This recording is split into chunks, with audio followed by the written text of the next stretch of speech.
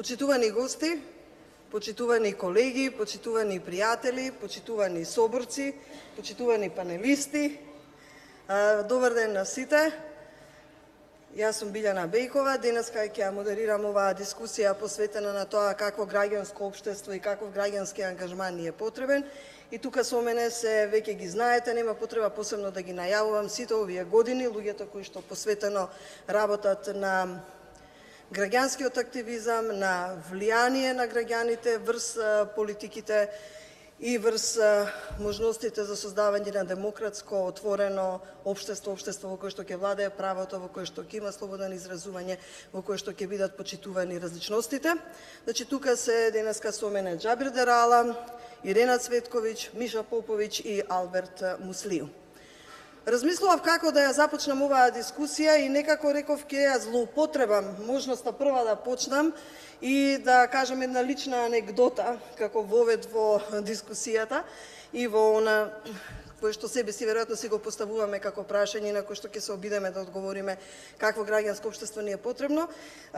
Допред некоја недела подготвував една обука за новинари кои што пишуваат за корупцијата и слично, и се обидувавме да направиме еден тренинг кој што ќе биде за нив корисен, и концептот беше да се обидеме да донесеме луѓе кои што од државните институции кои што се борат против корупцијата и организираниот криминал во државата. Значи, контактирав со директорот на Управата за финансиска полиција, со обвинителство, со Министерството за внатрешни работи, од секторот за организиран криминал и корупција, понатаму од специјалното јавно обвинителство. И да ја кажам, цело време се шегувавме меѓу себе, дури чувствував, знаете, една амбивалентност. Од една страна ги барат овие институции, но од друга страна се уште не можам да го заборавам чувството дека токму тие исти институции, со исклучок на специјалното јавно обвинителство, до минатата година чука на нашата врата, правеа истраги, притисоци и слично. Така што во еден момент дури тој притисок толку бил силен и тие чувства, една вечер сонувам, сите собрани тука, дискутираме за тренингот и има две господи со кои што јас дискутирам, не ги знам и цело време размислувам од каде се, и во еден момент ми текнува дека се од Управата за јавни приходи. И се чудам што бараат тие тука. Се разбудив и потоа се изнасмев заради тоа што во тој пакет на институции кои што ни беа наврат цела година беше и Управата за јавни приходи. Така што можеби прашањето за старт е дали ние сега се наоѓаме во односно граѓанското општество и граѓаните во некаква посттрауматска фаза, дали успеваме да застанеме на нозе, дали и како ни работи компасот во поглед на граѓанскиот активизам, бидејќи овие податоци кои што тука ги имаме од истражувањето последното се многу интересни во оглед на тоа што гледаме дека 58% од граѓаните велат дека имале некаква форма на граѓански активизам, без разлика каква, значи покажале некаков граѓански активизам. Во делот на довербата е многу интересно што сме тука некаде со полицијата, ама ако имаме предвид дека луѓето сакаат униформи, бидејќи јарама па предничи таму, и не е така лошо да имате 2,77 оценка, имајќи предвид на каква кампања, пропаганда бевме изложени, така што претпоставам дека во оваа насока ќе течат и коментарите и размислувањата што понатаму, и она што исто така многу интересно е како граѓаните да се вклучат во креирањето на политиките, бидејќи тие очекуваат 78 до 87% од граѓаните токму тоа го очекуваат. И веројатно граѓанското општество треба, односно ние како граѓански активисти треба навистина да трагаме по механизмите и моделите како тие граѓани да бидат и да останат активни. Но јас да не должам, му давам збор на Џабир. Џабир, дали си ти во посттрауматска фаза или ја надмина веќе? И како? Добро, ако се сетам на некои лумпен портали, тоа го напишаа за мене дека сум во посттрауматски стрес синдром и така натаму. Јас би рекол дека македонското општество живее се уште низ траумата која доживеа во текот на 11 годишниот режим, и мислам дека многу подолго време ќе ни треба да се залечиме од траумите кои ни ги нанесе тој режим, отколку што дури најдобрите оптимисти, најголемите оптимисти би го предвиделе тоа.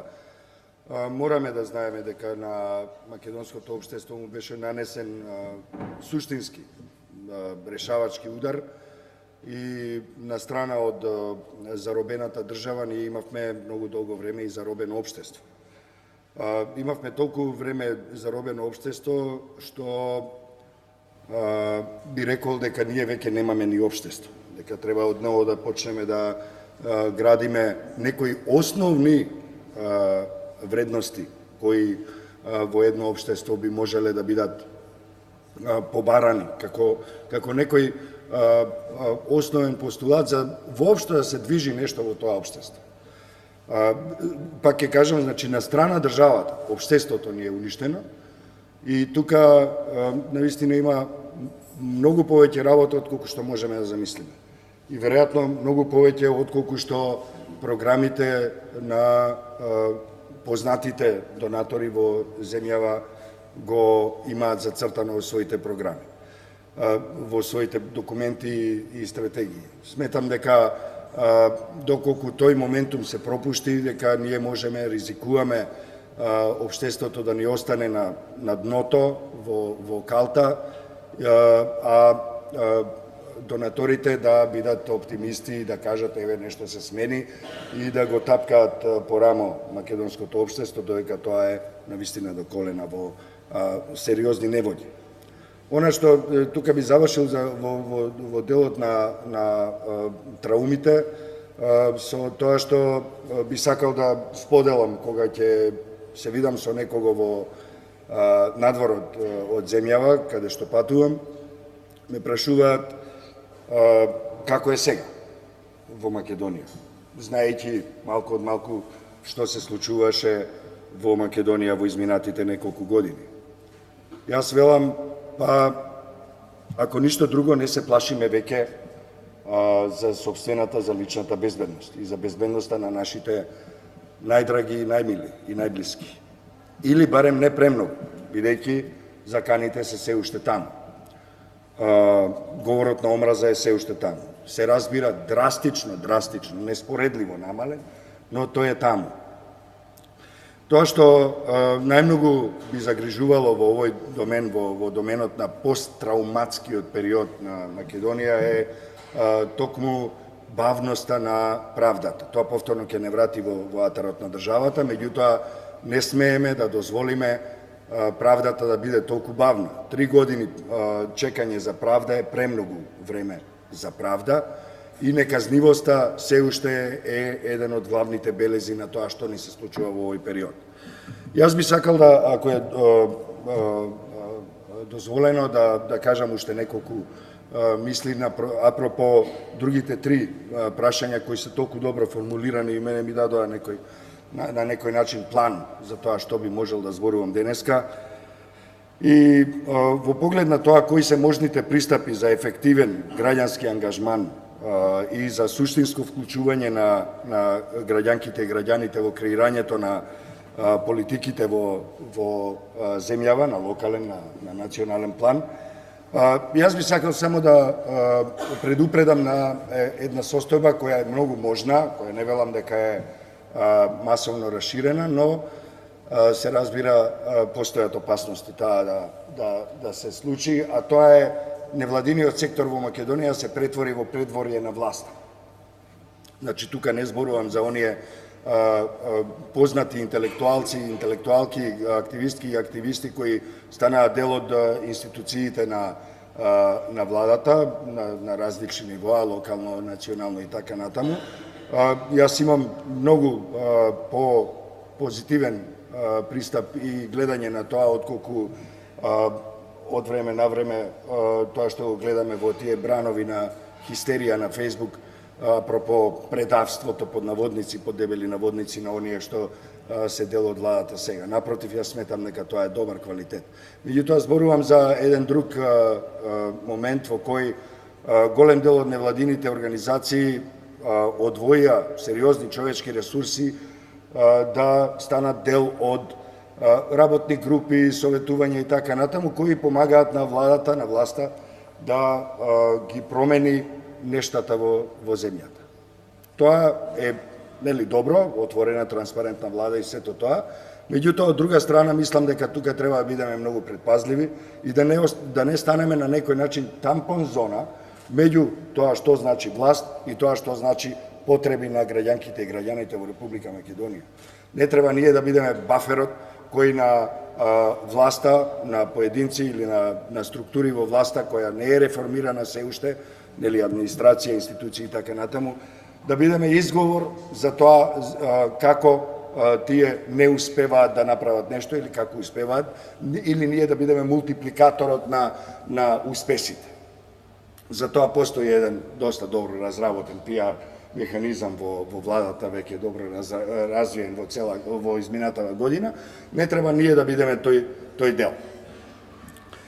Она што е многу важно, а тоа што беше рак рана на граѓанското општество во Република Македонија и во кој ќе го кажам Република Македонија, многу убаво ми звучи, уште малку ќе можеме да го употребуваме.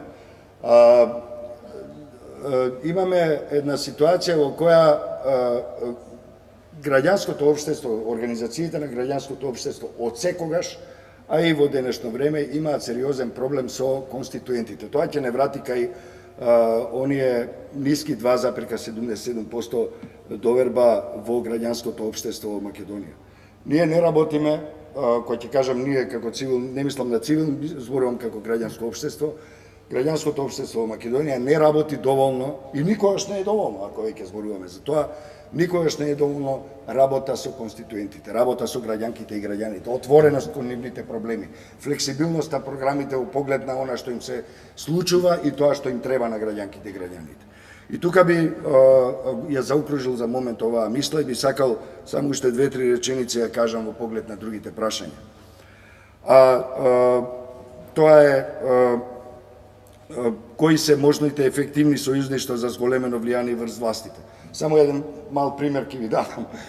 Мислам, ако цивил и оние кои беа во цивил овие изминати не знам колку години, бевме постојано под една силна пресија на власта. Еден добар дел од нас беа тепани, вклучувајќи мене, на протестите од специјални полицајци. Неколку од нас беа уапсени, држани со не знам колку часови и така натаму. Она што го зборуваше Бекова за притисоците, исто тоа го имавме, упади у наша канцеларија и сето тоа. Сега ние можеме да се пофалиме со една ситуација во која цивил склучи меморандум за партнерство и соработка со Министерството за внатрешни работи, поранешно МВР, и е во секојдневна речиси комуникација со неколку други институции многу важни во земјата во насока на заздравување и на излекување на Македонија од таа тешка траума. Ја би сакал за крај, ова што се зборува за прашањето за тоа дали можеме и како можеме да се справиме со растечкиот национализам, ксенофобија, поделеност и говор на омраза. Прво сметам дека национализмот не е растечки во Македонија, напротив. Сметам дека национализмот во Македонија доби многу силен, решавачки би рекол, удар на 16 декември 2016 година, кога видовме како етнички заедници гласаа надвор од своите етнички табори. Гласаа за политичка партија која претпоставено не е од нивниот етнички табор. Претпоставувате, говорам за 60-70 илјади албанци кои гласаа за СДСМ на тие избори. Гледаме како еден национализам тежок, систематски, во кој се инвестирале многу пари на граѓанките и граѓаните на земјава, сепак не успеа да ја уништи оваа земја, да ја подели до крај. Сепак, од друга страна, би сакал да кажам, и тука би завршил, и на некој начин ракавица до вас, сметам дека во граѓанското општество во Македонија не се разви доволно антинационализмот. Не можете да имате изговор дека на Македонија е потребно гордост, еманципација и така натаму, и на сметка на патриотизмот да вклучувате нишки на сериозен, опасен национализам во сектор кој е најповикан да се бори против национализмот. Вие не можете во оваа земја да најдете антинационалисти поголеми од некои што се во власт. Пред се со предимство на премиерот. Треба да се тркаме како граѓанско општество со оние што се во елитите, во тоа како да придонесеме кон развој, промоција и етаблирање на антинационализмот во Македонија, а не да бидеме негови носители како граѓанско општество. Во граѓанското општество во Македонија има многу луѓе, многу поединци кои се латентни, а понекогаш и дури отворени националисти и поддржувачи на дискриминаторски политики. Ова истото се однесува и на други категории на малцинства, не мора да бидат само етнички. Зборувам за родови, се извинувам, зборувам за родови, зборувам за категории од ЛГБТИ заедницата и така натаму. Тоа мора решително да се сопре. Благодарам, Џабир. Мислам дека еве некои клучни насоки во однос на тоа каде треба да се движиме ни даде добар простор за дискусија. Ирена ви ја запрашала бидејќи во податоците што ги гледав, иако голем дел од граѓаните, 57% сметаат дека граѓанските организации постојат заради своји лични интереси и дека перат пари, сепак 58% ги препознаваат граѓанските организации како оние кои што се борат за човекови права и оние кои што се борат за обесправените и маргинализираните. Дали е можеби тоа една од големите придобивки кои што ги имаме, ваквото препознавање наспроти ова другото кај граѓаните, дали е тоа исто така една од насоките во која што треба да се движиме како граѓанско општество? Повели. Мислам дека прашањето е многу комплексно, го читав истражувањето и можам да кажам и од лично искуство, често ми се случува луѓе кои што имаат сериозно негативна перцепција кон граѓанското општество да кажат, ама добро, вие сте добри, затоа што сепак се бавите со луѓе со кои што онака никој не сака да се бави. Ма тоа е истата она реторика која ќе ви кажат граѓанското општество треба да биде составено од хуманитарни организации. Така што не е веројатно мислам дека не е толку едноставно, изборуваме за некакви комплексни општествени перцепции. Јас би почнала малку поглобално. Имам чувство дека многу сме заглавени во нашиот контекст и некако од Македонија не успеваме или тешко успеваме затоа што па толку работи ни се случуваат тука, а не држат окупирани. На глобално ниво веќе некое време многу гласно се зборува за тој феномен на shrinking space, за стеснување на просторот, за действување на граѓанските организации. И веќе неколку години причините воглавно се исцрпуваат во преголем фокус на војната против тероризмот, но и стравот на владите од политички промени, односно од моќта и потенцијалот што граѓаните го имаат. Пред некое време го читав еден прекрасен и обемен извештај на шведската фондација Квина тил Квина, токму за стеснување на просторот. Извештајот е направен врз база на интервјуа на жени активистки од 32 земји. И она што тие заклучуваат е дека ова не е минлив тренд. Ова е некаква си општествена норма која што е реалност на нашето време и повикуваат на итна акција. Во исто време и Цивикус на Светската алијанса за граѓанско учество по последниот извештај вели дека 44% од светската популација живее во земји кои што се затворени општества или во кои што државите се репресивни кон граѓанското општество.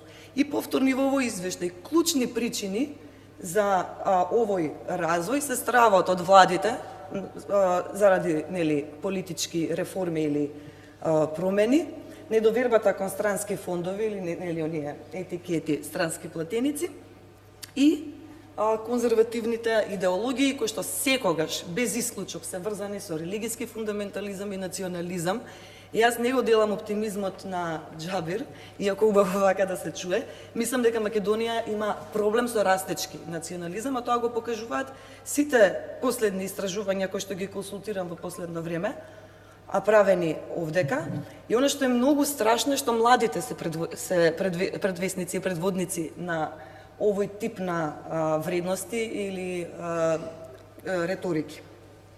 Сега, она што е интересно е дека Македонија па често е исклучок од светски трендови, така што добро е кога сме исклучок од негативните трендови. Во таа смисла сите ќе се согласиме дека веројатно го поминавме нашиот мрачен период и сега се наоѓаме пред тој предизвик да како да креираме некаква овозможувачка средина за развој на граѓанското општество, кои се оние нели оптимални критериуми кои што се потребни за граѓанското општество да се ефективно да действува, да функционира и да се развива. Од легислатива, нели, закони до финансиска одржливост на граѓански организации, соработка на владата и невладините. Имавме навистина, знаеме сите, една деценија заробена држава и во таа смисла дури 2017 е баш така некако како со нож поделена. Во првата половина беа спомнати инспекции, мешање на државата во работата на граѓанските организации, но по новата влада да речеме дека повеќето, веројатно повеќето ќе се согласите дека на некој начин институциите на системот и државата полека ги отворија вратите, почнаа да покажуваат интерес за она што граѓанското општество има да го каже, од една страна, но и да покажуваат исто некаква волја за соработка. Во таа смисла може да се споменат тука повеќе, да речем, работи кои што се смениле, ама верувам дека дел од тие се зборувани, ги зборувавме и на претходниот панел и вчера, од зголемувањето на денови за поднесување коментари во 1 од 10 на 20, па државата ги превзема harm reduction програмите по заменувањето на глобалниот фонд. Советот се формираше за соработка владана во и покрај некои мали проблеми, мислам дека на крај беше поздравен од сите граѓански организации и заради транспарентноста на процесот и онака како се одвива, бидејќи сум внатре, знам дека навистина редовни состаноци се прават, се заживува тој совет. Така што можеме да кажеме дека дел од овие работи се исполнети или се во фаза на исполнување овие оптимални услови, или се во фаза на исполнување и да речеме дека сме на добар пат, но она што и Џабир малку го начна и што станува предизвик за сите нас, како граѓанското општество, особено граѓанските организации, можат да действуваат во контекст на општество кое што е резултат на деценијски проект на уназадување. И во таа смисла, спомна и ти, оценките се едно, кои што го даваат граѓаните, но исто така има, пример, 50% од граѓаните сметаат се уште дека премногу демократија не е баш добро. Граѓаните не оценуваат нас... Да. Еднакво со полицијата, тоа не е, за мене не е неочекувано, ама е нешто што на пристина би требало да не вознемири, а армијата е на највисоко ниво. Оние во кои што најмногу имаат доверба, над 50% луѓето имаат во Господ или во Аллах. А со следното, тоа е на прво место, следното е со 9-10% останатите институции. Во таа смисла... Религијата е... Да. И ова е некое прашање со кое што ние веројатно ќе треба да се позанимаваме како граѓанско општество, секако во соработка и со институциите на системот. И се можем да споделиме на вака најпластично да го објаснам овој расчекор, кој што во моментов се случува, како и повеќето организации тука и организацијата од каде што доаѓам јас, Коалиција Маргини, го искористи целиот период и подпиша меморандуми за соработка со сите релевантни институции со кои што сакавме да соработуваме. Една од нив е Министерството за образование и наука. И одлично, се договоривме. Ние веќе неколку години работиме на темата булинг и насилство во училишта. Имаме експертиза, во училиштата имаме проблем кој што се пикал под тепих со децении наназад, можеме да помогнеме. Министерството беше среќно, излезе во пресвет и рече токму такви всушност и партнерства ни требаат. Пред неколку месеци дојде до нас случај на хомофобичен булинг во едно средно училиште во Скопје. Случајот е многу комплексен, дури надминува и само булинг. Тоа е видеоматеријал снимено едно момче со друго момче, како се бакнуваат. Тоа е ширено по социјални мрежи, ширено по телефони, се уште се шири, заради тоа детето кое што учи во тоа средно училиште после неколку дена било претепано од други ученици во школата. Ние се јавуваме за да бидеме поддршка на училиштето. Им кажуваме, пишуваме мејлови, звониме на телефони, дека се што сакаме да помогнеме, да развиеме кај нив капацитети но и кај жртвата, и кај овие кои што се насилници, за проблем на насилство во училиште, прва инстанца во која што треба да се решава според нас е училиштето. Подоцна доаѓаат полиции, судови, адвокати, оти кога ги почнат, извинете вака, родителите да се мерат кој е посилен, тогаш работата излегува од контрола и не се прави никакво суштинско решавање. Директорот и менеджментот на училиштето едноставно не одговара. Џабе вие имате било каков меморандум со една институција кој што кога државните училишта или оние кои што се фактички кои што го прават системот на тоа министерство или таа институција не сака да соработуваат. Тие не сакаат од повеќе причини. Една од причините секако беше спомната тука е лошиот имидж на граѓанското општество, на граѓанските организации, кој што јас сметам дека не е само изграден врз база на негативната кампања која што се водеше. Верувам, има огромен удел таа негативна кампања. Ама, имаме и друга страна на паричката, а тоа е дека негативниот имидж на граѓанските организации е затоа што ние носиме промени, ние носиме ставови и идеи кои што се спротивни на оние на мнозинството. Во едно конзервативно општество како што е Македонија, вие не можете да уживате добар имидж кога зборувате нешто што мнозинството не сака да го чуе. Па во таа смисла би финализирала со две поенти. Едната е насочена малце интроспекцијски да ние се погледнеме меѓу себе, а другата кон властите. Првата поента ми е дека затвореното општество, меѓу другото, е и родов феномен. Сега ќе кажете зошто. Постојат повеќе работи или некакви, некакви критериуми, предуслови за развој на граѓанското општество. Високиот комесар за човекови права на Обединетите нации истакна дека постојат 5 такви предуслови, веројатно сите ги знаете.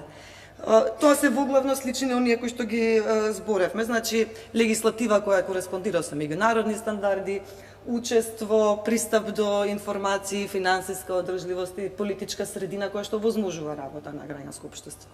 И еве да речеме дека ние сме земја која што горе-доле ги има отприлика, ги исполнува овие предуслови.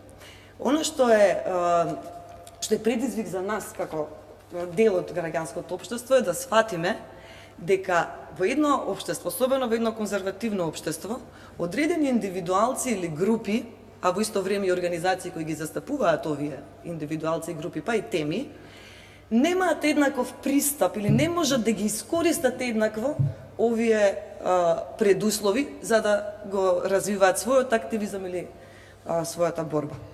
Често кога зборуваме вака генерално граѓанско општество, граѓански организации и слично, јас имам тенденција, бидејќи доаѓам и од таа дисциплина, така сум образувана и воспитувана, да ги преиспитувам овие универзални синтагми, па во таа смисла граѓанското општество не е унифицирана целина, ниту е некое стабилно единство. Ние разногласието во рамки на граѓанското општество и така како го поттикнуваме, ама многу често забораваме дека еднаквоста и еднаквите можности не се, ниту биле, ниту во догледно време ќе бидат доминантни принципи. Во таа смисла, една деценија заробена држава не научи нас една многу важна лекција, а тоа е дека градењето алијанси, сојузништва и коалиции се клучна алатка за носење на општествени промени. И она што сакам да го кажам денес, а е наменато за нас, е да се сеќаваме кога заедно бевме партнери, секако дека она што клучно не врзуваше беше заедничкиот непријател, ама и солидарноста. Сега кога немаме заеднички непријател, односно го имаме, ама е многу повеќе системски отколку јасно кристализиран во, не знам, еден премиер, една влада, една политичка партија, тогаш е потешко. За нас мислам дека сега следува тој предизвик да видиме колку ќе бидеме солидарни во убавите времиња. Кажав, носиме идеи, носиме вредности кои што општеството не сака да ги прифати и тука мора заедно да ги буткаме ако треба и ако не може преку главна врата, барем преку прозори. И втората поента е да станеме свесни за одредени невидливи форми на политичка маргинализација. Ние имавме спомна и Џабир, се сеќавате и сите ЛГБТ активисти, не само тука, исто така секаде во светот често се жртва на напади, феминистки често се жртва на насилство, вознемирување и напади, но кога државата, напади кои што доаѓаат од народот, што би рекол Владко Ѓорчев, од тивкото мнозинство, односно од недржавни актери, но кога државата тоа го премолчува, односно не го санкционира ова кривично дело, таа го легитимира и го охрабрува. Да речеме дека се надеваме со новата влада дека тоа ќе биде надминато, иако чекаме уште разрешница на нападите на ЛГБТ активистите и на центарот во Чаршија. Сепак не може да очекувате силно граѓанско општество кога еден дел од тоа општество е уплашен и себе си се само маргинализира политички. Или се автоцензурира. Тој проблем го имате во медиумите, тој проблем го имаме и во граѓанското општество. И уште еден пример на политичка маргинализација која што доаѓа од државата. Пред неколку дена имавме јавна расправа во комисијата, Собраниската комисија за труд и социјална политика за иницијативата за споделено старателство, во која што не беа поканети ниту една женска организација, ниту организацијата на самохраните мајки. Вие разговарате за старателство, за родителство, а не каните половина од родителите.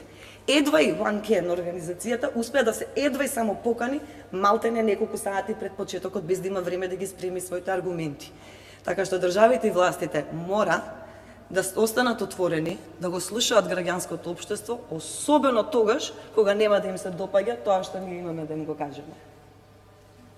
Благодарам, Мирена. Предпоставам дека тука Предпоставам дека поголемиот дел од луѓето кои што доаѓаат од организации може да се пополнат со некаков меморандум или соработка со националната или локалната власт и тоа е дел од оној ханимун, како да речем, но мислам дека веќе полека тоа завршува и доаѓаме до вакви моменти кога веќе гледаме дали тоа и како функционира и каква е вистински нашата улога, дали е само декларативната волја на власта од другата страна без разлика национално или локално ниво, нели да каже дека е отворена за соработка со граѓанското општество или навистина таа соработка, таа помош, тие услуги, тоа влијание, тоа знање, експертиза што може да го даде граѓанското општество, дали се вреднува и дали ќе постигне определено влијание во менување на политики и на однесување. Така што претпоставам дека тоа оди во насока на тоа што предизвикот е уште поголем бидејќи живееме во конзервативна држава, а секторот не е конзервативен, барем доминантно не е, и тоа е една вредност која што треба да негуваме, но исто така претпоставам дека и предизвик во еден ваков контекст, а од друга страна е тоа што граѓаните, вие имате, велат, граѓаните не е доволно граѓанскиот сектор нели критичен кон власта, од друга страна сакаат граѓаните да влијаат врз политиките, ама кога станува збор за активизмот, помалку, да речеме, повеќе сакаат на социјалните мрежи својот став да го кажат, отколку на друго место. Така што Миша, во овој контекст, како можеме ние да ги мобилизираме граѓаните, односно да ги активираме, да влијаат на политиките и ние заедно со нив? Повели. Океј, прво, ја малце сакам да изразам некоја резерва околу тоа да го наречеме граѓанскиот сектор неконзервативен, наспроти граѓаните кои што доминантно се конзервативни. Јас дури би рекол дека да, полиберален е, меѓутоа не можеме да го наречеме либерален граѓанскиот сектор, особено ако направиме разлика помеѓу номинално искажаните ставови и праксата, особено праксата на диалог помеѓу граѓанските организации и граѓанските активисти и начинот на кој што тие всушност се одредуваат кон различностите. Така што мислам дека тоа е едно од работите што би требало да ги земеме предвид во една критичка диспозиција кон граѓанското општество. Прво, јас би кажал дека всушност кога зборуваме за ефектот на заробената држава денеска, особено е важно да не забораваме тоа што се случуваше изминатиот период. Меѓутоа, истовремено, тоа што е сега наша, да кажам, задача, е всушност критички да погледнеме отаде самото заробување на државата и всушност да ги погледнеме условите кои што придонесоа да таа, мислам, да таа држава биде заробена. И во таа смисла ќе можеме полесно да откриеме што е она што всушност беше експлоатирано од една паразитна, да кажам, елита, и која тоа ќе го дознаеме, ќе можеме да знаеме дека доколку дое уште некоја друга елита со слични позиции ќе може да го експлоатира ако не го решиме. Извини, само едно подпрашање во делот на време. Дали ни е потребна поголема временска дистанца или мислиш дека ова е во овој момент доволно за да можеме објективно да процениме што се случува? Никогаш не е доволно, мислам, јас сум од луѓето што цело време сакаат да пробиваат дедлайни, така што мислам дека и не е некоја лоша работа всушност да се почека, меѓутоа истовремено до кога ќе чекаме пред да почнеме да ги правиме анализите, така што не би навлекол во тоа.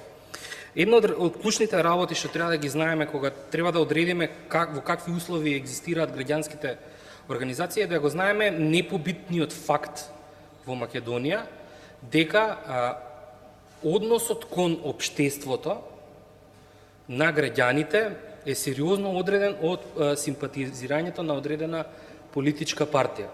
Македонија, за жал, е се уште прилично во таа смисла хомогено општество, дека вие класа, образование, значи обемот на најразличен капитал, значи дали сте високо образован, ниско образован, дали сте побогат, посиромашен, се уште не го дели така општеството во смисла на вредности, па можете да кажете високо образованите луѓе се полиберални или имаат либерални вредности. Не.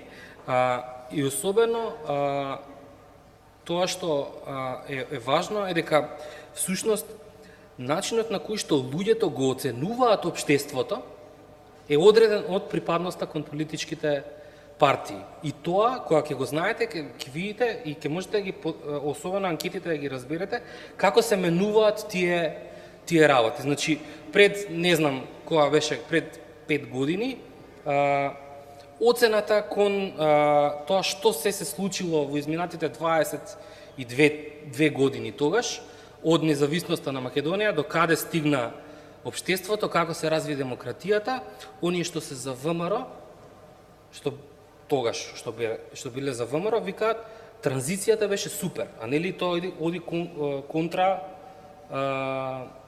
наративот на ВМРО, меѓутоа фактот дека ВМРО е на власт во тој момент супер крај на историјата, така завршува со доаѓањето на ВМРО на власт. Сега денеска, односно во изминатиот период, кога ги прашате исто прашање, тие што се за ВМРО велат, не, ова многу лошо заврши демократијата. Така што тоа секогаш ќе ни го треба да ни биде некоја водилка во тоа како ќе се постават граѓаните кон невладините организации. Значи првиот ризик. Вториот ризик е дистанцата на граѓаните, дистанцата помеѓу НВО-та и граѓаните.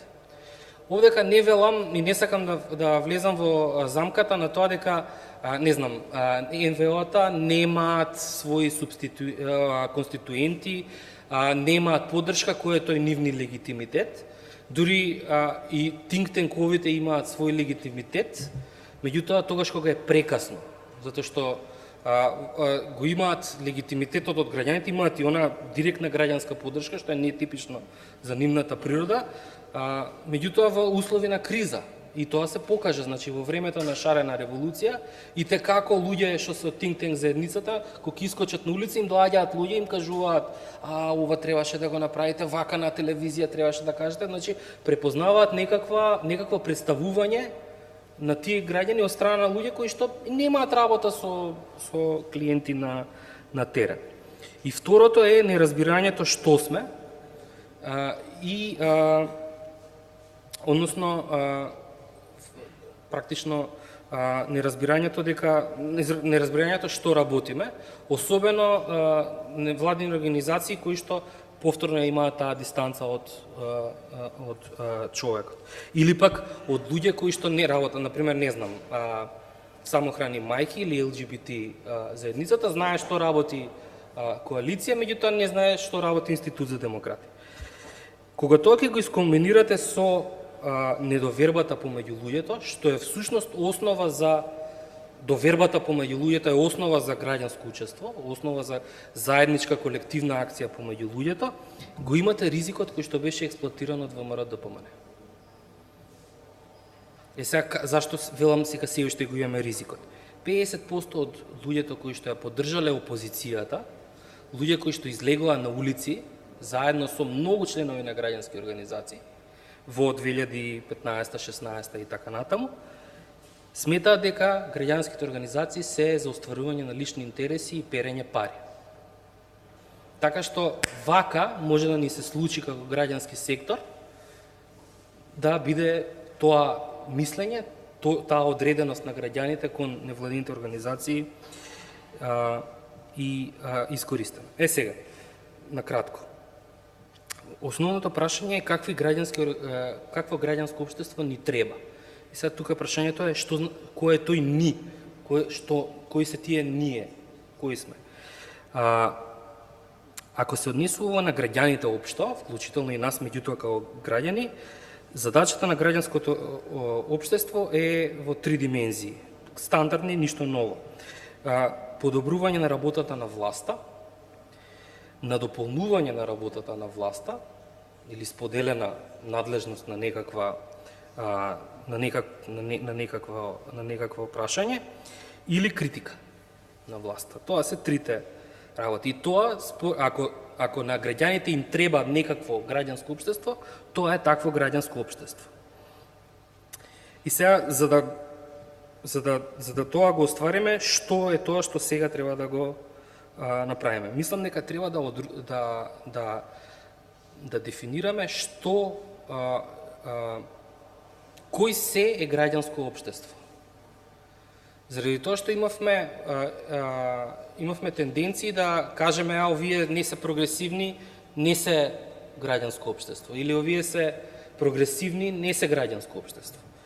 И мислам дека дефиницијата е повеќе од потребна. Со кој не можеме да соработуваме? Не можеме да соработуваме со оној кој што сака да спречи ние да постоиме. Тоа е најмалиот заеднички содржател за сите организации кои што треба да бидат да можеме да ги наречеме дел од граѓанско општество. Значи, оние организации кои што без разлика колку се разликуваат од другите, ако немаат проблем со тоа другите да постојат, тие може да бидат дел од граѓанското општество. Може да се сами, може да се најконзервативни, меѓутоа ако немаат проблем другите да постојат, тогаш може да бидат граѓанското општество. И сметам дека покрај солидарноста на граѓанските организации, мислам дека треба да ја даеме оперативна насока што значи тоа солидарност. Зашто убаво е да кажеме солидарност ни треба, меѓутоа што е тоа? По мене солидарноста е дека треба да ја разбереме различната улога на различните организации. Некои организации до последен момент ќе сакаат да соработуваат со власта, да пробаат со соработка да променат некакво однесување, некаква пракса, а некои организации многу бргу ќе критикуваат. Солидарноста значи да ја препознаеме легитимната улога на овие два пола, екстреми да кажам, на легитимното граѓанско општество. И тоа да биде не само добар лош цајкан стратегија во односот кон власта, меѓутоа и начин на како би се рекло тоа, контролирање, менаџирање и споделување на ризици. Заради тоа што во минатото, иако дојдовме природно да соработуваме нели со Blueprint иницијативата, платформа за антикорупција и различни иницијативи кои што се испопојавија, кои што беа природни иницијативи, мислам дека уште подобро и побрзо можеби ќе го решавме проблемот, доколку на време се договоревме како ќе ја играме улогата на добар лош цајкан и како ќе ги споделуваме ризиците, затоа што некој го навлече целиот ризик на себе и на крај му се деси влез од колку и да се институции кои што нели ја злоупотребија таа надлежност. Тука ќе завршам, па понатаму ќе додадам. Да се надоврзам, предизвикот и со кој што се соочуваме сега, за кој што Миша зборува и за тоа реакциите сега на граѓаните.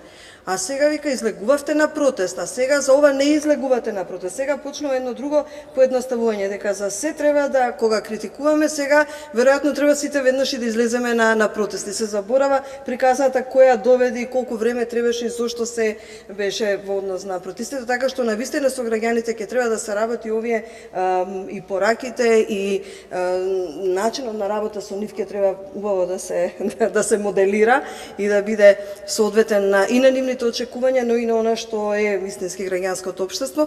Предпоставувам дека, гледајќи ги овие податоци, интересно давно се потврдува дека за личните интереси и парите, мене дури, или перењето пари, мислам дека дури дел носи подлога, бидејќи тоа е 25 годишна пропаганда, колку што постои фондацијата Отворено општество, мислам дека толку време во суштина на луѓето течеше пропагандата дека многу пари се добиваат од странските донатори, дека многу од парите одат во лични џебови и така натаму.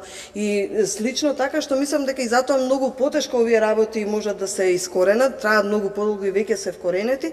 И друга една страна, оно што е интересно поместување тоа дека сметаат помалку од половината, значи 45 само сметаат дека граѓанските организации ги застапуваат интересите на политичките партии. Дали ова некакво поместување или што ви зборува вам, Албертова? Висок е, но во споредба со другите не е мнозинството. Јас гледам инаку се со ова високи проценти. Повели, Алберт. Прво, во однос на тоа како било, ни што сме поминале, 45% и не е толку лошо. Затоа што има сигурно и во оваа сала луѓе кои не памтат дека невладиниот сектор бил коректив и на владите на СДСМ пред 2006. Овде има сигурно некој кој пред 2006 не бил политички ни мотивиран. Значи не го интересирала политиката, туку бил средношколец или не се слуша. Да. Така да, тоа не ми е мене нешто страшно, 45 е дури добро. Добро, да. Сега после овие тројци излагачи е малце проблем која тема да ја фатам за да кажам нешто ново, пошто повеќето работи ги кажа. Така да се вратам ја во историја. Во историја се вратам. Да. Значи,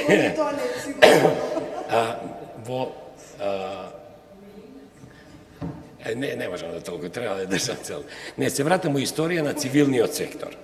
Значи, ја идам од една генерација која зрееше во транзицијскиот период на пред 80-те години, ја матурант сум бил 84-та, кога веќе некои зрацоци на либерализам се чувствуваа во Југославија, но влегуваше па во еден погрешен друг правец и во такво обкружение сум растел.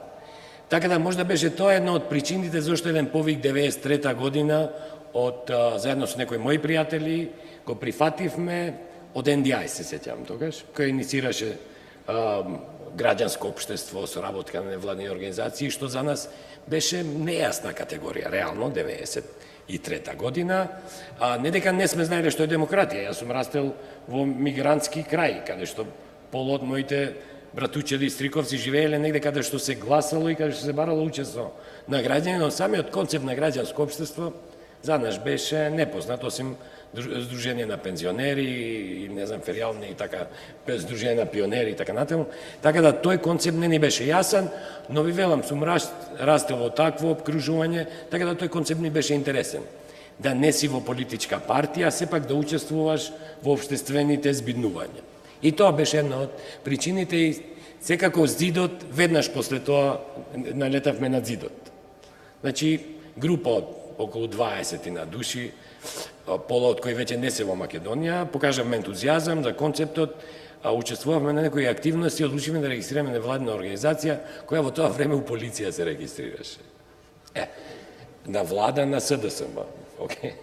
И одиме ми со документите за регистрација, кај полициски таму офицер, и вика, шо сакате вие да регистрирате? Па невладина, зашто? Па човекови права, владење на право, демократ. Политика. Не, бе, живи мајка, рекам, не ова политика.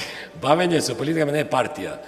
И нам ни треба повеќе, скоро година дена, значи ова 93-та година се случува, ние во 94-та година се регистриравме и ја утнавме со Open Society Institute, година дена има се постари од нас. Правно. Но во 94-та година, со многу врски, познанства, индивидуални и групни, така натаму, успеавме да се регистрираме и да почнеме да работиме. И мислам дека тој начин на организирање е тој кој го прави карактеристичен граѓанскиот сектор во Македонија. Значи, до 24 години го запознавме и регионот, и светот, и Европа, и така натаму, и отприлike имам една моја анализа како настанале граѓанските организации, па дури и во бивша Југославија.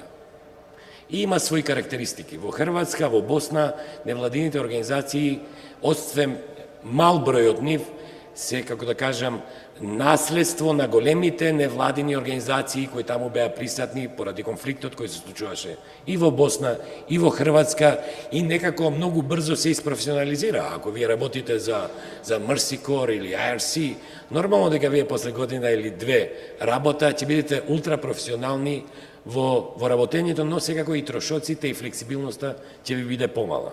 Од друга страна, во Србија и во Косово, цивилниот сектор почна да се развива во, како да кажам, donor-friendly environment. Беше доволно да имате ентузијазам, желба да работите во тој сектор, поради ризичноста на тој сектор, да имате приличен број на спремни донатори кои ќе ве поддржуваат. Баш поради тоа, ништо тој регион поминуваше. Јас се сеќавам дека наши партнерски организации од Белград одеа во Будимпешта да земаат финансии и реално немаа проблем со финансиите.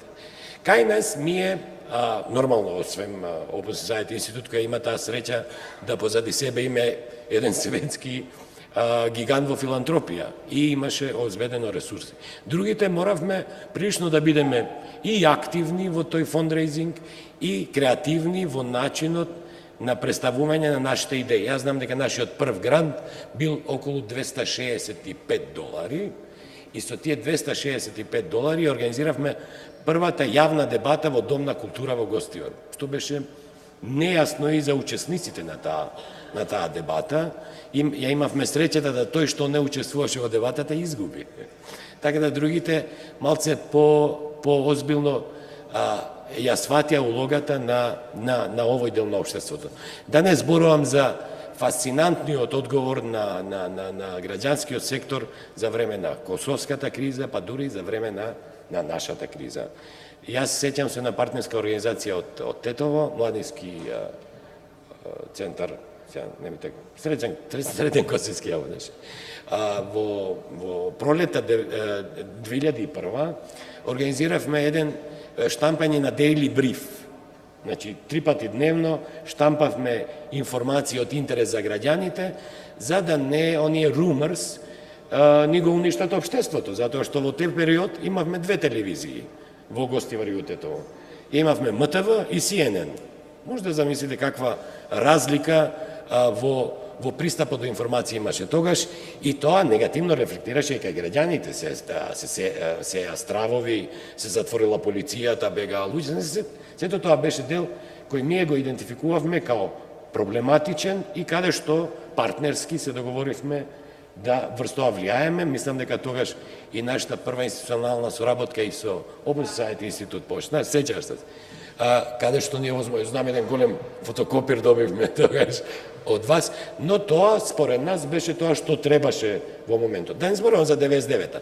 99-та година, бар во тој дел каде што ние сме стационирани, беше и општествен одговор на кризата, баш поради блискоста на албанците со Косово, беше општествен одговор на таа криза, така да се сеќам дека направивме еден многу уникатен проект, и тоа без пари беше. Формиравме датабаза на бегалци, затоа што нашата косовската криза ги имаше своите карактеристики. Беше многу брза, повеќето луѓе се прерасподелија од хуманитарните организации, не од државата, така да 105-60 луѓе се изгубија по приватни домови. И во таква криза беше, според нас, ургентна потреба да се идентификуваат кај се тие личности и да ги поврземе со нивните блиски. Така да, со помош на една англиска организација, направивме датабаза на тие бегалци, ја лансиравме на Јаку, имавме 24 сата луѓе, деца кои беа спремни и да ставаат податоци на вебсајтот, но и да одговараат на телефонски повици.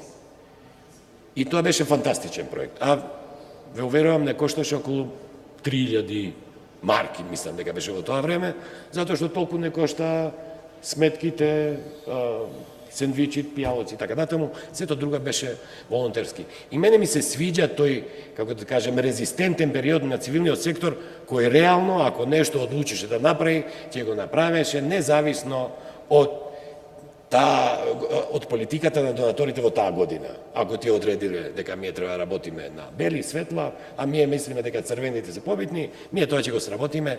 И тоа ни ја даде таа можност, бар таму од кај што идам, да се вклучиме и во други токови. Ја мислам дека дел од причините или дел од мотивацијата која треба да имате за да учествувате во граѓанскиот сектор е реално да го сакате тој, да ја сакате слободата што ви ја дава, да верувате во некои норми и принципи.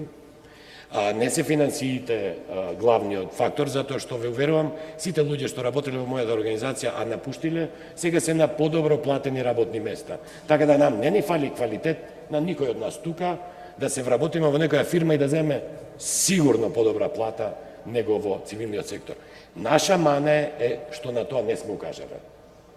Моите консултантски приливи се многу поголеми од платата во влади, но да работам во АДИ сакам. Мислам дека тој дух инсистирам и во АДИ да го промовирам. Па дури некогаш и кога влегувам во канцеларија и нема музика и нема светло, падам, се пушам музика, затоа што треба да е атрактивно да си во овој сектор, баш поради слободата што ти ја дава.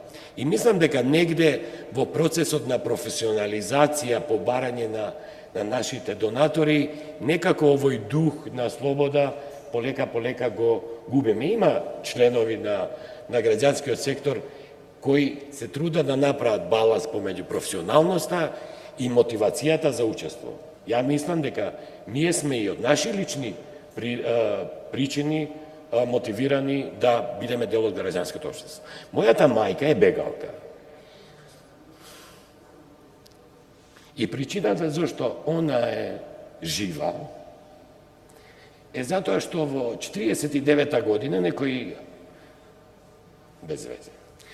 англиски новинари лобирале во Обединетите нации зашто режимот на Енвер Хоџа носи во логор деца. И по тој попуст он попуштил.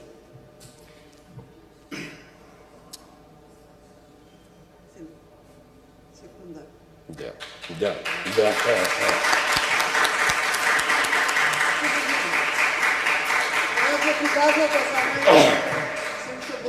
Прилично сум вака не динамичен и ова не ми се случило, но ете се случува.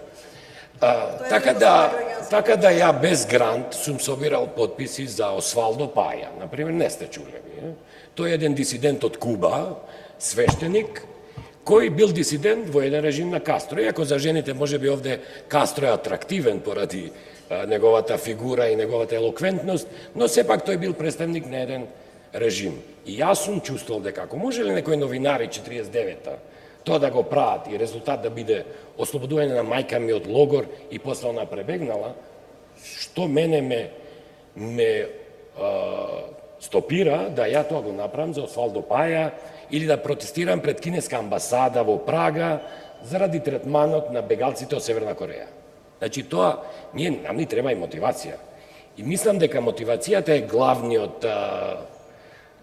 Јас се извинувам за тоа преска, не е баш по-неозбилно ќе ме Предноста сватите. на граѓанското општество, луѓе сме, имаме емоции и ги покажуваме. По-неозбилно ќе ме сватите, но тоа е тоа. Ја мислам дека нам ни е обврска, ако веруваме во тоа што го правиме, да коментираме и учествуваме во било која неправда. Колку год мала да ви таа изгледа. Моje лично искуство со една институција, знаете, кај нас е стандардно кога добивате некој папир, па ви дават име, татково име и презиме, така? Нели е така? Нив им беше нејасно зашто јас сакав име, мајчино име, татково име и презиме. И сум се расправал 2 недели и сум им се, како се вика она... Не, сум и укажал дека ќе ги те тужам, сум се заканил, зошто мојата мајка не е тука и мојот татко е, не, што ја не, ја го сакам татко ми, значи, нема дилема. Но сакам да ве упатам, да ве мотивирам, да на било која неправда или лоша пракса, ова со, мајка ми не беше неправда со дипломата, туку е лоша пракса. Треба да реагирате затоа што ве уверувам дека подобро ќе се чувствувате на крај. И тоа добро чувство е главниот мотиватор. А на нас е обврска да ние на граѓаните и им објасниме дека ние не сработуваме за политички партии, иако има делови од нас кои и после и политички се ангажирале. Ја во мојот невладин ангажман сум имал одцепување од 4 години, затоа што во тој период сум станал генерален секретар на млади на ПДП, сум се повлекол од невладината, затоа што сум чувствувал дека не е во ред. И после фактот дека не се најдов во партиското организирање, се вратив и реално верувам дека овој сектор е битен. Дека овој сектор е битен. Самиот факт што ми е као неинституционална категорија на општеството сме дели од анкетите е охрабрувачко. Самиот факт што некој вам на улица ќе ви каже требаш да го кажеш ова и ова, значи верува во вашиот капацитет да ги убедите граѓаните дека нешто од нив ќе се прифати од ваша страна. Самиот факт дека ние сме преживеале, значи првиот напад на невладината која ја коменаџирам, бил во 2000-та година. Значи 99-та година, тие што биле активни, памтат дека немавме специализирана организација која мониторираше избори. Мост се појави, мислам, 2001, така нешто. Да. И втора. Така да ние имавме проект 99-та година, ги мониториравме изборите на национално ниво. За жал, нашиот извештај не се совпаѓаше со извештајот на ОПСЕ, кој беше преубав. И 2000-та година пак имавме избори. И 2 недели пред првиот круг на изборите, на локалните, во текот на 2 круга од 4 недели и 2 недели после изборите имавме посета куртоазна од УЈП, која првиот ден дури беше придружена и од луѓе од 5-6 управа, не знам кои се овие, ни дојдоа у канцеларија не за да не затворат, туку да не обструираат во 2000-та година да ги мониторираме изборите. И ние во 2000-та година не ги мониториравме изборите, затоа што физички бевме оневозможени. Но тоа не значи дека тој дел остана празен. МОС се организираше, е фантастична организација за избори, све што е поврзано со вклучување во изборите, така да и тој дел е покриен. И баш поради тоа што ви укажувам сега дека тој дел е добро покриен, ние за време на кризата во 99-та година не сме се бавеле ни со relief activities, затоа што имало подобри организации и подобро организирани и со нив сме соработувале.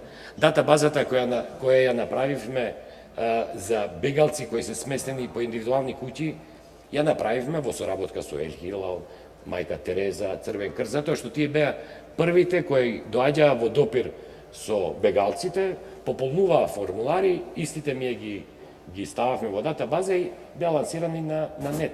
Така да целиот процес на изнаоѓање на вашиот братучетка, дете, мајка и така натаму траеше 8 до 10 часа, но да ги контактирате траеше 15 минути. Затоа што ние тогаш спознавме за ако некој баш се изгубил во воена зона, процедурата на Меѓународниот Црвен крст беше да вие пополнете едно писмо, го дадете на локалниот представник на Црвениот крст, тој физички го носи во Женева, па во Женева една екипа го анализира, па го враќа и човекот може за 3 месеци да умре од глад. Ние реагиравме. Па сега види, не викна нас да зборуваме за цивилен сега. Океј, се завршам. Само сакам ова да го завршам. Така да, со директна активност воспоставивме меанизам кој им овозможуваше за 15 минути, од која ќе го видат името на тој беглец на вебсајтот, да најдат и адресата и телефонот на семејството кое нив ги вдомило. И мислам дека вакви примери на креативност кај цивилното општество во Македонија има полно. Има полно, дури и пакувањето на шарени бои беше дел од креативноста и дел од визионерството. Така да, не сум ја скептичен дека цивилното општество во Македонија ќе преживее. Нит со такви напади дека, еве, дел од нив се вдомија. Тие се вдомиле со нивниот личен капацитет и ја као дел од цивилно општество кое сака да лобира. Тоа е дел од нашата обврска. Да менуваме свест, да менуваме идеи, да менуваме стандарди, колку год тие биле популарни или непопуларни. Ние не сме во политички надпревар, па да сите нас да не гласаат, за да може тоа да го спроведеме. Ние промовираме идеи. Идеите треба да ги спроведуваат институциите, а ние сме тука да ги коригираме или да им укажуваме. И сакам да укажам уште на една работа, која ќе ја потврди ова што го викам, спремноста на локалната самоуправа за соработка со невладиниот сектор е многу постара. Затоа што тие препознале и капацитет, и знаење, и можност да профитира нешто од нас. Така да, ние треба да воспоставиме симбиотичен, а не конкурентен однос. Симбиотичен во смисла нашето искуство, нашите можности, нашите контакти, да им ги подадеме нив за тие да имаат бенефит од тоа, затоа што ако има локалната или централната власт бенефит, ќе имаат и граѓаните. Немаме ние тука нешто спорно, а преку нашата соработка со нив и нашите идеи многу полесно ќе им ги пласираме и толку. Благодарам. Алберт? Благодарност за тоа што потсети дека навистина делиме идеи, вредности, дека тоа е најважното и најголемата сила на граѓанското општество. Мислам дека е крајно време да им дадеме можност на луѓето кои што се од другата страна да постават прашања, бидејќи многу теми се отворија, коментари, своји ставови и мислења. Повелете. Пред да земам збор, неколку пати се свртив наназад да видам дали има луѓе од мојата генерација, затоа што му благодарам на Алберт, ме врати во периодот на пионерското доба на невладиното движење во Македонија. Ме врати во 92 кога беше формиран Хелсиншкиот парламент на граѓаните, на иницијатива на меѓународната организација, ние станавме комитет. Деновиве ме заплеснуваат многу прашања по медиумите, многу колумнисти, читам дефетизам, читам поплаки за тоа ли протестиравме и така натаму, не одат работите како што требат. Не одат работите со посакуваната брзина што ние ја бараме од новата власт. Кога ќе се потсетам, ова има врска со оно што го кажа во почетокот. На тоа пионерско време, апсолутно потпишувам се што кажа Алберт. Хелсинскиот парламент работеше без денар надомест. Тоа беа луѓе ентузијасти, професори, некој принташе. Бевме во зградата на сегашната влада, повеќе невладини организации. Отворавме прозорци, патувавме. Македонија кутра изолирана, преку меѓународниот Хелсиншки ни плаќаше само карти и престој. Бидејќи мотото не на овој Хелсиншки, чија централа е во Виена, беше во Прага и значеше, се формираше после Берлинскиот зид, обединување на Европа од долу, на граѓанско ниво. Ние се зачленувавме во организации, праќавме луѓе на конференции, доаѓаја до нас најразлични покани за студенти и катадневно бевме активни. Во оној момент кога се осамостои Македонија, кога пред нас се појави плурализмот, ние не избравме од невладиниот сектор да влеземе во партија. Се отвори тој простор да бидеме од онаа страна на партиската активност, но го направивме својот избор да дејствуваме, да градиме вредности, демократија, правда, честност и така натаму, без патетика сето ова го кажувам. И така обстојувавме. Но како времето одминуваше, така се наметнуваа и нови задачи. И не беше доволен само ентузијазмот, Алберт, требаше и експертиза, да се создаваат капацитети. И тој она стравот што сега Џабир вели, не стравот едно, да бидеме на опрез, да не станат невладините организации предворие. Знаете ли колку капацитети им требаше од кога зајакна невладиниот сектор? Требаше капацитети, експерти за да помагаат за предстојните реформи. Јас ви велам како минуваше времето, нови задачи, па добивме статус на земја кандидатска, требаше да се пополнуваат прашалниците, требаше да имаме луѓе кои што знаат јазици, кои што ги знаат меѓународните закони. Но да не должам многу, бидејќи и други сакаат да, веројатно да кажат нешто. Сите вам ви благодарам што ми докажавте со вашите денешни дискусии, ми дадовте многу аргументи дека отвореното општество во Македонија има шанси, дури како. Историјата ме научи дека секогаш кога станува збор за социјалните, општествените, револуционерните движења, постојат подеми, падови, постои дефетизам, постои повлекување, но постојано оние кои што ја движат историјата воскреснуваат повторно.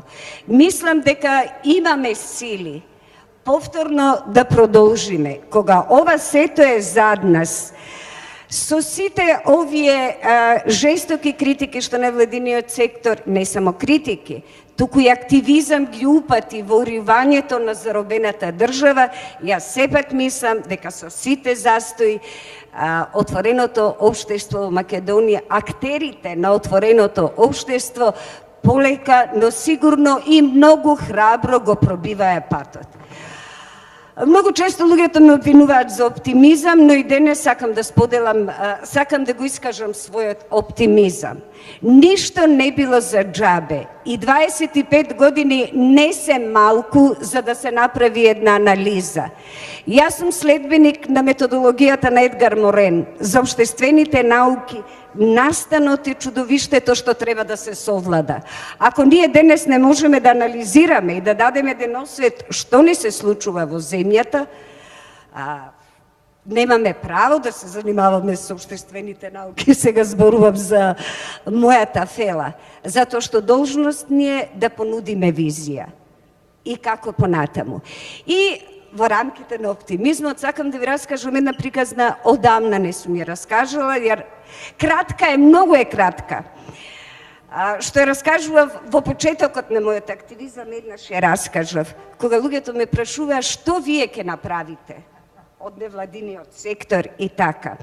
Некаде на далечниот исток, далеку најверојатно на Тибет, се собрале селаните од едно место, народот на една земја и отишле кај мудреците на врвот на планината да побараат совет. Што била работата? Дали има решение на нивна голема мака? Излегол во вишината на мудреците и прашал што е работата, рекле не ни се допаѓа земјата. Дали постои и дали може да се направи една толкава кожа што ќе покрие целата земја и да стане рамна? Тешко прашање, бделе цела ноќ, народот седел пред манастирот, излегол и им рекол: таква кожа не може да се направи во светот, но има чаре. Кое е чарето? Сите од вас направете по еден пар кожни чевли и почнете да газите.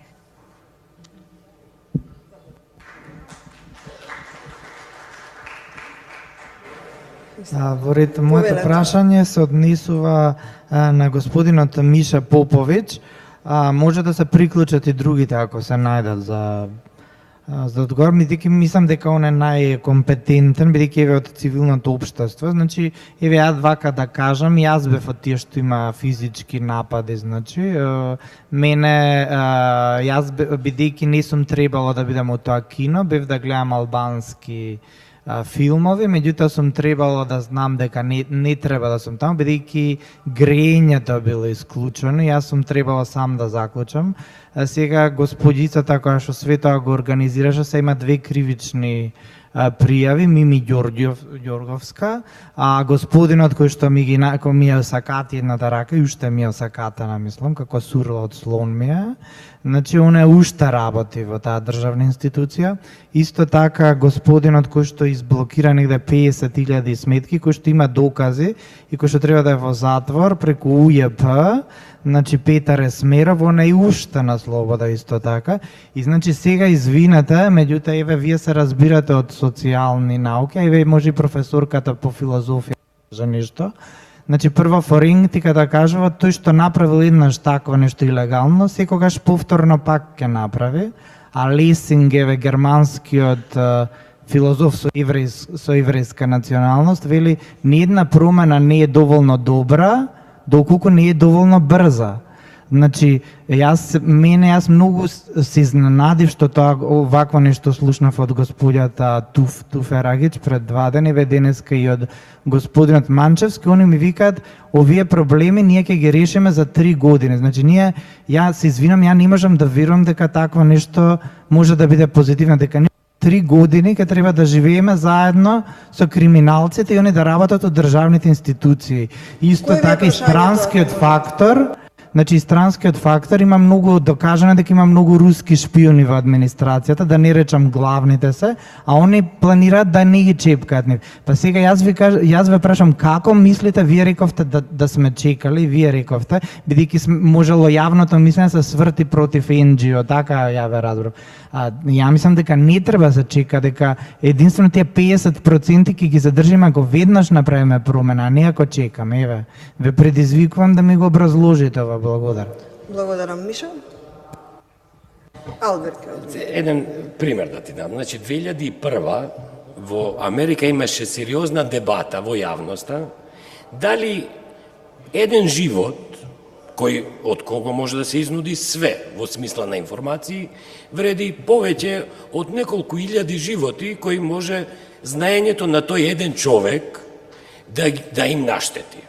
И сериозна дебата беше помеѓу медиуми, интелектуалци и така натаму, и заклучокот превагна дека принципите некогаш може да генерираат и жртви, така да не смеете вие никого да мачите, затоа што тој знае нешто што може да спаси илјадници. Добро, тие во пракса може би тоа и не го поштуваат, но општествениот дискурс беше дека секој живот, секој интегритет е битен независно дали поштувањето на тој интегритет може да има жртви или не може да има жртви. Тие не 3 години, тие ако нашиот правен систем не го обрзаме, може и 4 години ќе живеат слободно пред да завршат во затвор. Ние треба да обезбедиме да сите тие не, види се, ние овде не, ја може би станав емотивен за мајка ми, него ја тука не ќе да кажам колку кривични пријави сум имал јас, но сум имал. Океј? Но ја не сум за тоа некој арбитрарно да може да одлучува, да го пикне, еве, сега не знам дали можам да го споменам по име и презиме, порад днешниот премиер, и да го пикне у затвор, затоа што ние сите знаеме дека он вршил криминални активи. Не. Ние тежнееме кон едно општество, отворено, со парламентарна демократија, владење на правото, каде што принципите и процедурите треба да се поштуваат, затоа што се тие гарант дека институциите, па дури и оваа власт, во една далечна иднина или пократка, зависи колку ќе преживеат, нема истите да ги злоупотребува. Затоа што ако вие арбитрарно му даете на Заев сега, да може да апси кого сака, може ви он на почеток ќе ги апси лошите, но после ќе почне и да. Ама процедурата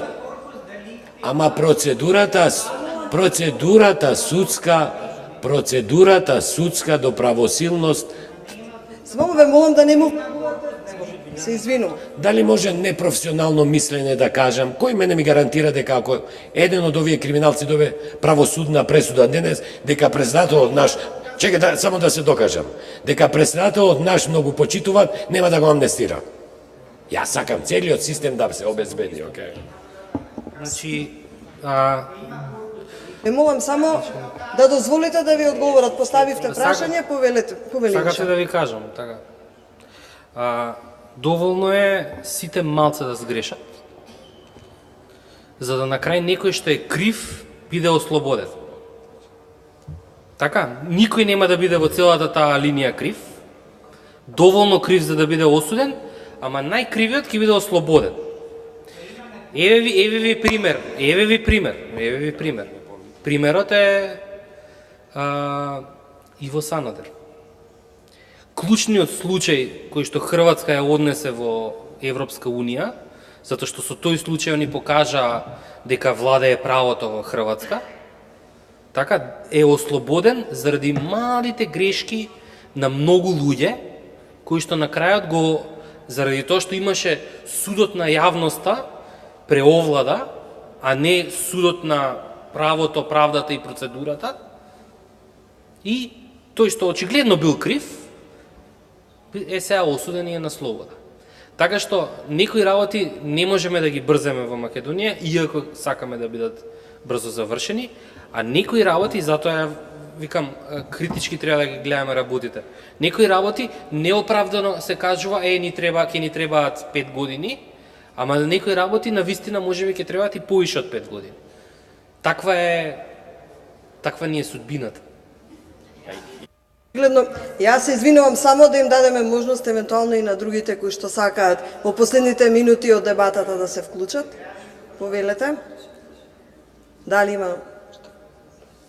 Да, последна шанса е ова, очигледно се луѓето гладни и мислам, како и да е, мислам дека многу работи се кажа, работи кои што може представуваат насоки, дилеми за дискусија и предизвик за сите нас.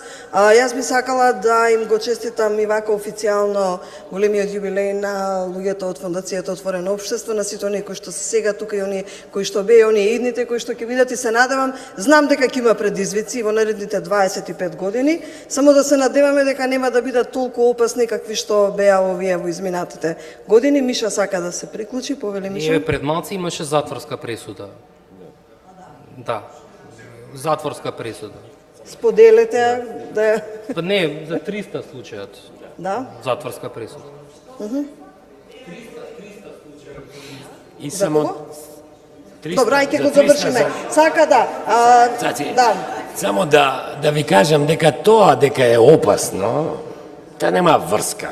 Значи, во бивша Југославија, ако сака од безбедносни сили, ќе ве пикне у Гепек, у Скопје, ќе ве однеса у Сежана. Така да не треба тоа да ве обесхрабрува. Не се они толку таф, да ми сега не уплашат со некои таму. Не може да не уплашат. Благодарам, Алберт, ви благодарам на сите и се гледаме неофицијално долу.